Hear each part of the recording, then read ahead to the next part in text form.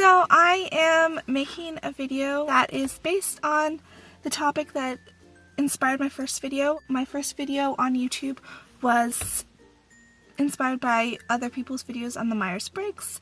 So I made my own video, and that's kind of what started it all. The Myers-Briggs is a personality and inventory. It's the most widely used one in the world. It tests your personality preferences, your understanding their perspective. So I think that these videos, regardless of your views on the MBTI, they are useful because you get to understand how people relate to these descriptions and how they don't relate. So I decided I'm going to make one. It's based on the NFGeeks video challenge. NFGeeks is a YouTube channel. First question is, what is your type?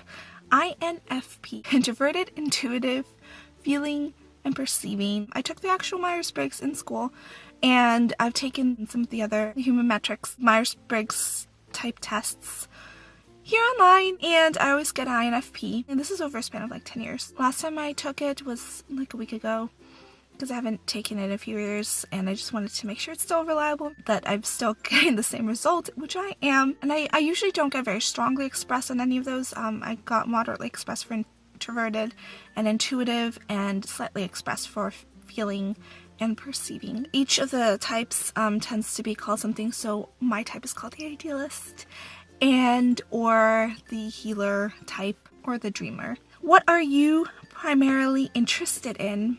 What am I primarily interested in? Well, how should I answer this question? Like academically? Understanding how the world works. I guess I very much look at the world as a large puzzle, and every bit of information that comes in, I try to see where it fits in my understanding of the world, because I am part of the world, but the world is not me, and I don't want to create the world in my image. I want to truly understand how our world and experience it in the most accurate way possible. I very much do that. So I guess I like thinking of the human condition, understanding people's different perspectives. In that light, I guess I do sort of like philosophy. I'm interested in, I guess, moral philosophy, how our ideas, how our beliefs come about, and how across different cultures a lot of us have very similar beliefs and have similar weaknesses, or weaknesses in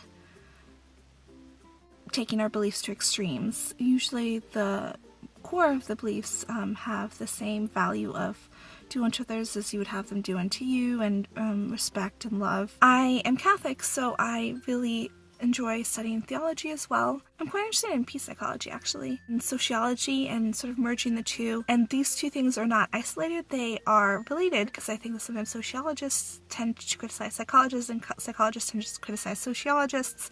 But I think it's important to look at both aspects and look at things from both angles. What else do I like?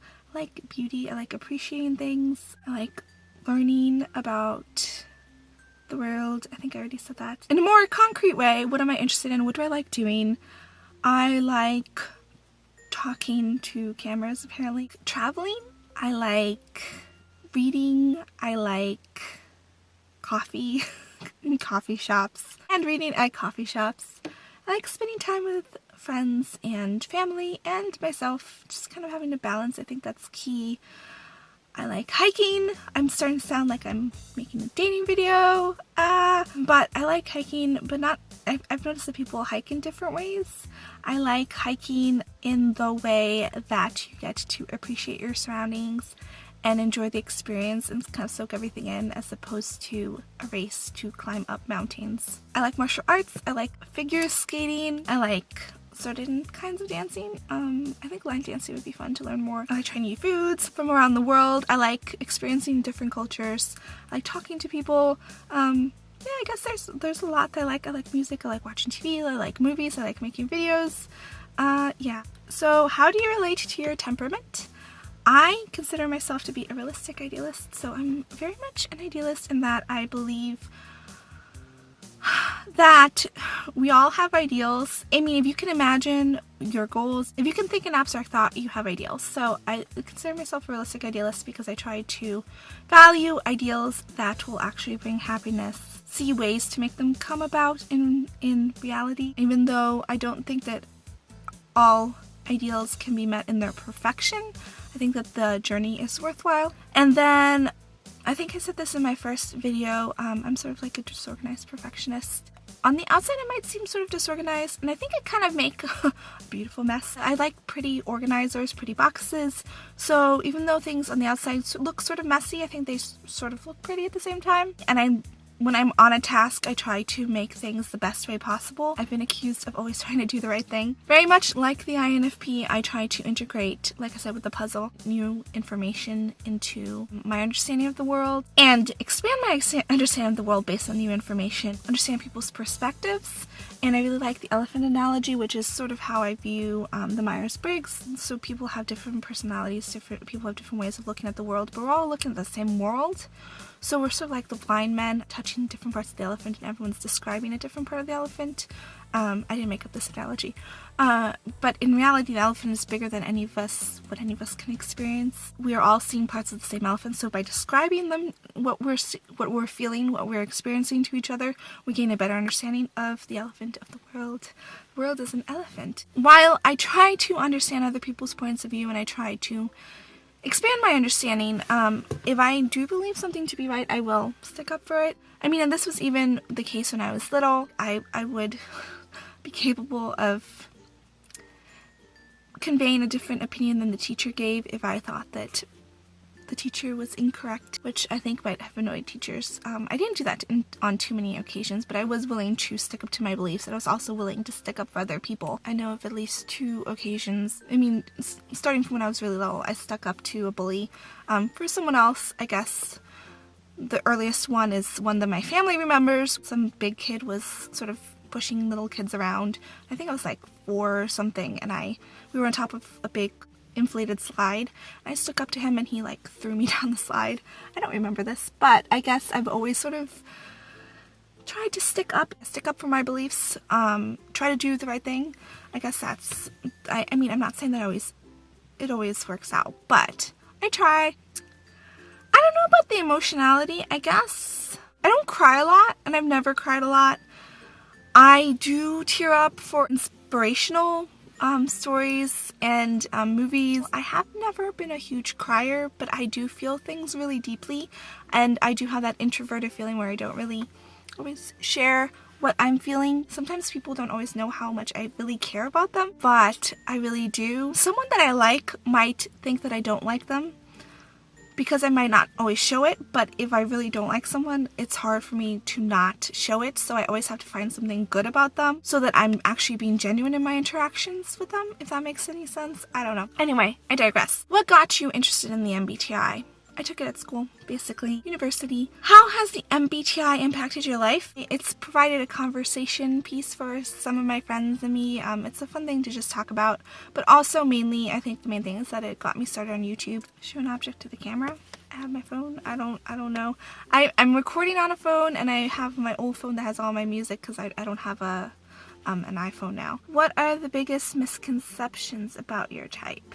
I think that the biggest misconception about INFP is, I've noticed that a lot in videos, INFPs are more, people who have scored as INFP or relate to being INFP are more willing to share their weaknesses to others. That can be construed as in we have more weaknesses. Everyone has weaknesses, but I think that a lot of people who think more realize that we all come from the same source and we all have weaknesses and strengths, so we're more open to discussing our weaknesses.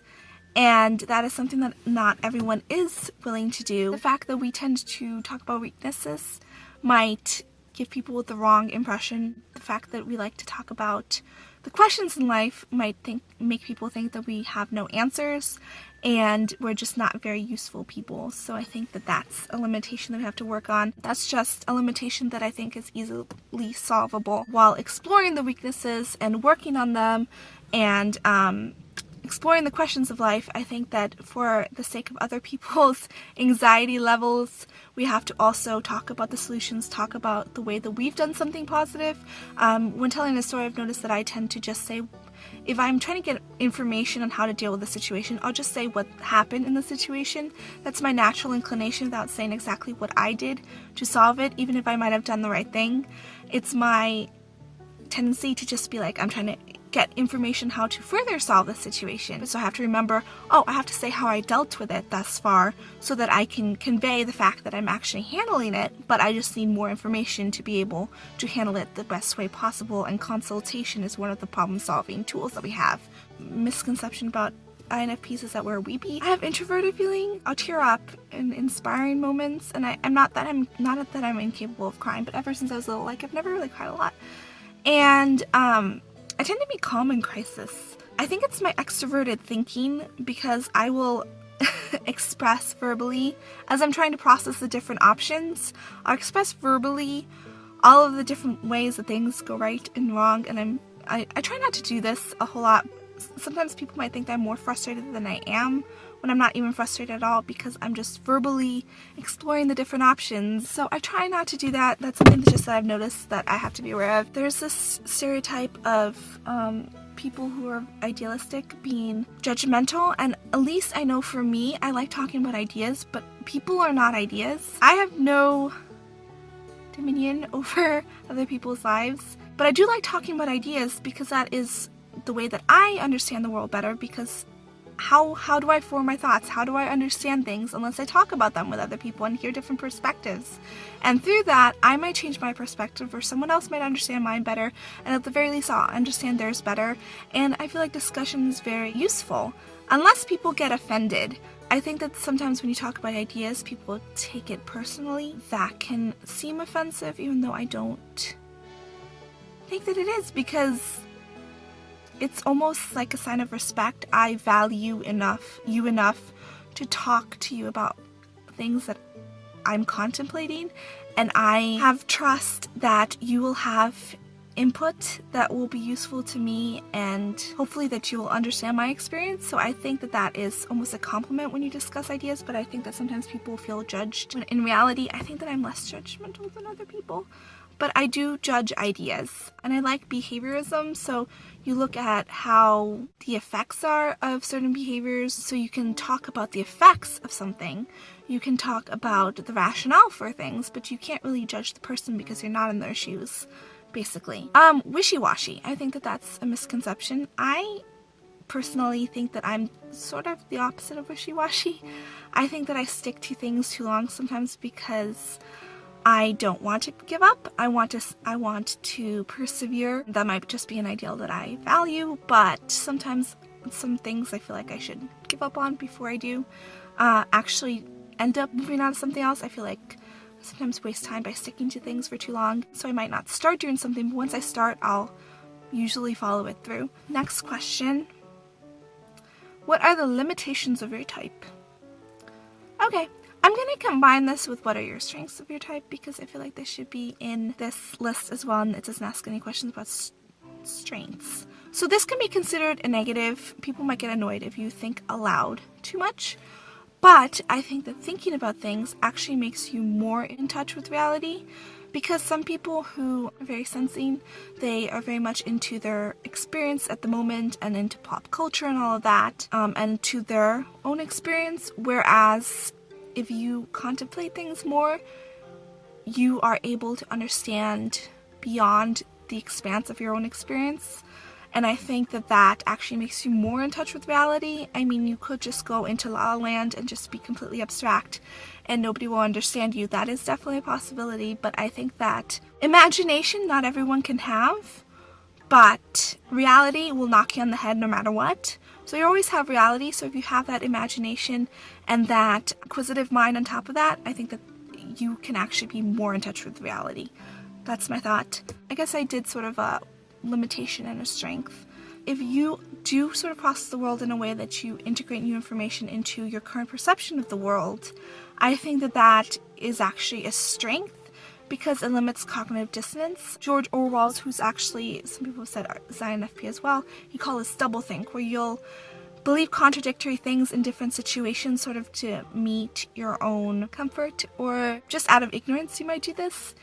And I think that people who think more are less susceptible to doing that, because you realize the incongruencies in yourself, you get mad at the incongruencies in yourself and you try to fix them. I think that one of the limitations that I have is that while I really want to understand people, I don't understand the concept of liking pop culture because it's pop culture. I don't dislike pop culture because it's pop culture. I will often read books or watch movies that a lot of people are interested in because I want to understand why they're interested in it, because through understanding what people like, you understand more about the people themselves. I'm not against pop culture, it's just people use a lot of pop cultural references and they think it's the most hilarious thing in the whole wide world just because it's pop culture. I'm kind of like, what's the punchline? Why is that funny? I don't understand when people have fun pointing out flaws. Well, I said I don't like being judgmental. I like talking about ideas and not about people.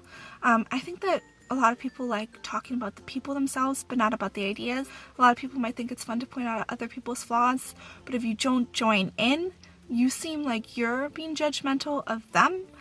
So by not being judgmental of the people who are not there at the current moment, you seem judgmental of the people who are there at the current moment. That's a huge ethical dilemma, moral dilemma, that I'm trying to figure out how to handle. Finding ways to validate other people's experiences, even when you don't always agree with the way that they're expressing themselves. I think that that's a good tool to have that sometimes I guess INFPs might not always have, because we might just state, oh, well, it's not nice to say this about this other person and then just leave it at that. Whereas we have to validate the experience of the person in front of us and also not reinforce whatever we feel is sort of negative. And I think that just sometimes trying to always do the right thing is annoying to some people, and I don't know why, because if I try to do the wrong thing because doing the right thing annoys people, and then I try to do the wrong thing, then the wrong thing has subjectively become my quest to do the right thing by doing the wrong thing, which totally defeats the purpose. Most of life isn't even divided between right and wrong, and you're trying to find the best thing to do. I see how I would accidentally do the wrong thing, or the less productive, have the less positive impact on others or on myself.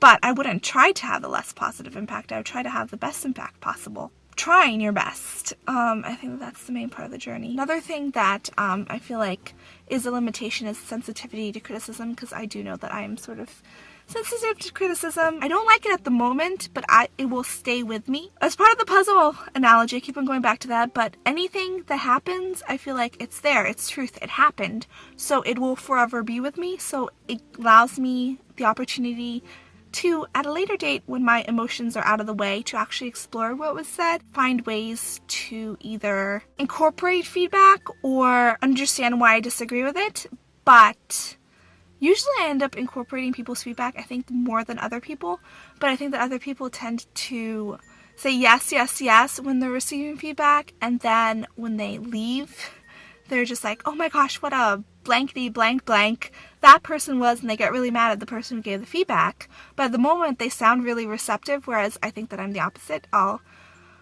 sort of have a blank face, and then when I have time to process it, I'll be like, oh, well, I understand their perspective of this, I understand this, maybe I can change this, and that's how I process feedback. I don't know if that makes any sense. I think I actually have to listen to my emotions more than I do, because I might tend to just sort of logically try to rationalize what I should do and then ignore how I'm feeling about the situation. In general, I don't usually like talking about my feelings or acting when I am feeling a very strong emotion. I tend to like to stop, process that feelings, process that emotion, and I see emotions sort of as a compass. I guess I believe in the subconscious and in psychology, or that our brains process more than we're consciously aware of. And I think that emotions are one way that our brains sort of give us hints of what we should do and which decision to make, but they're not the be-all end-all. They're not the reason for making the decision. They're just sort of like a tool. Okay, clubs are I feel like they're a huge source of entertainment for a lot of people, and I really don't enjoy them. And I've noticed that through the INFP videos, I think that a lot of other people don't enjoy. Sorry, I'm looking at my rearview mirror. There are people walking. A lot of other people who have typed as INFP don't like clubs, but I feel like it's such a big part of people's lives that I want to be a part of it, but I don't like.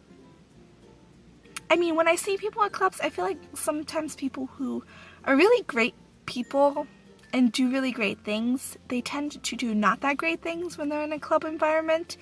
And you tend to put on a mask, which is very energy draining, that I don't like because it's not real anyway.